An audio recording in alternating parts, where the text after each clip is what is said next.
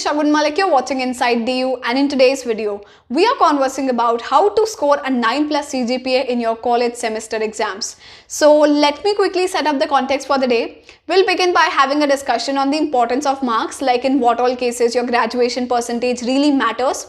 Then we'll be contrasting out your college exams with your school ones, and finally I'll be sharing some important tips that help me score 9+ SGPA, and that would be very useful for you guys as well. So make sure you stay glued with me till the end. Before moving ahead, if you haven't subscribed the channel yet, make sure you subscribe to it because this is what drives me to make more videos like this. Without any further ado, let's get started. Now let us discuss some important areas where your graduation marks really matters. Number 1, if you wish to pursue your MBA. So guys, if you have managerial aspirations and if you are planning to take out any of the management entrance exams, let's say CAT. So along with your CAT score, there's a certain weightage that is given to your profile as well. Profile as in class 10, class 12 and your graduation marks. So based upon how much you have scored, there are different points that are assigned. Let's say 10 points, 8 points and so on. So 10 and 12% is something that you cannot alter, but graduation marks or graduation GPA, CGPA is something that you can certainly focus upon. And although there is no compulsion, but still a CGPA somewhere around 8 is considered to be ideal if you are targeting any of the IIMs or any other decorated management college of this country. Number 2, if you are sitting out for the placements. So let's say you are sitting for the placements and we have this renowned firm coming to your campus. It will generally have like multiple rounds of selections. So if you have a high CGPA, it's going to be advantageous for you in the initial screening rounds. So it will get your profile shortlisted for the next round. So this is where it becomes vital, and same is the case with internships, particularly the research internships. In research internships, your CGPA is a factor that is looked upon. And finally, we have like study abroad cases. So if you plan to pursue your masters from abroad, you should make sure that you have a good CGPA, because in the final selection there is like 20 to 25% weightage in many colleges that is given to your undergrad score. So just make sure you're good with it. And if you are planning to apply to masters and if you have CGPA below 8, is considered to be a bit off until and unless you have a strong profile to compensate for it. 8 to 9 is good, and somewhere above 9 it's wonderful. So these were some of the cases, be it study abroad, research internships, placements or MBA, where you need to score like in the ideal range of CGPA, because it reflects upon your sincerity as a candidate and it shows your efforts as well. So this was about the cases where you should maintain a good range of CGPA. Now let us compare how your college exams are going to be different from the ones that you took in school. So guys, in school we all study very rigorously for our board examinations. Day in and day out we study. But honestly, this much of hard work, this much of efforts, they are not required in college. So if your semester exams are approaching, and if before those semester exams, let's say 3 to 4 weeks before those exams, if you could just study well, but that's where I'm telling you to start off from scratch and refer to notes as well, you will end up scoring a good CGPA. But if you want to be in the top 1% or top 2% of the class, there is one word for it, or let's say one formula for it, that is consistency.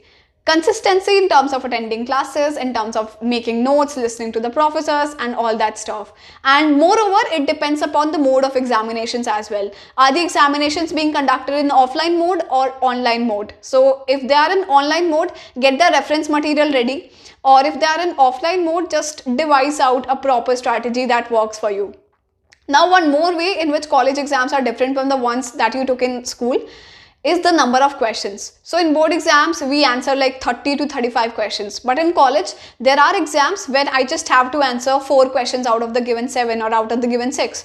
So in college, I believe it's more about being selective, channelizing our focus on the important areas and highlighting the keywords and picking up what to study and when to study at the right time. So it's more about being selective, college exams. Now comes the most fascinating part, that is some vital tips that will help you score exceptionally well in your college semester exams. So let's get started with the tips. Number 1, refer to the previous year questions. So guys, in Delhi University, we have this booklet called 10 years, and that is the most important book for any DU student regardless of the college or the course. The reason is that it comprises the questions which have appeared in the past 10 years. Every year, your professors won't sit down to create out a fresh set of questions for all of you. So the point that I'm trying to make is that questions are repeated every year. So it's important to go through the previous year questions, and whenever you're solving these questions, if you feel like a question is getting repeated, star mark it. And if a question is getting repeated all over again, double star mark it or highlight it. And whenever you are appearing for the exams or while preparing for the exams, make sure you prepare that question or concept very thoroughly.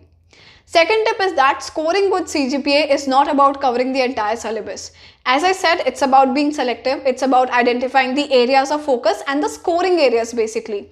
So you should be able to bifurcate what is important, what is not, what you need to cover, what you need to exclude, and how will you get to know like about all these things? How will you identify what all things you have to cover? That takes me to the next step: pay attention in your class.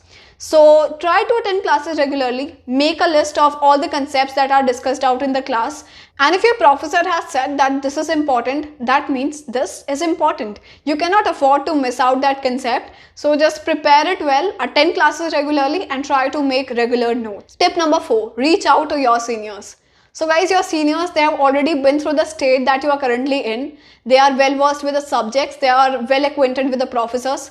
So in case you want the real picture, in case you want the real insights, talk to your seniors. You know, if you want to identify which subject is scoring, which subject is less scoring, what all books you can refer to, or what all efforts or how much efforts you actually need to put into a particular subject, all these insights you will get after conversing out with your seniors. So talk to your seniors. And I'll conclude with the 5th tip, that is try to write lengthy answers. It's a saying and I also believe in it to a certain extent, that the lengthier you write, the better marks you score. So just work upon speed writing. This is something that I also have to work upon. I'm really sluggish when it comes to writing. So try to improve your skills, writing skills, like writing speed skills, and try to write as lengthy answers as you can. So guys, these were some of the important tips. I hope the video was helpful, and if that's the case, give this video a big fat thumbs up, share it as much as you can, and subscribe to this channel. If you want me to make videos on any particular topic, make sure you drop it down in the comment section. So yeah, this was all from my side. Once again, this is me, Shagun, signing off for the day. See ya, bye-bye.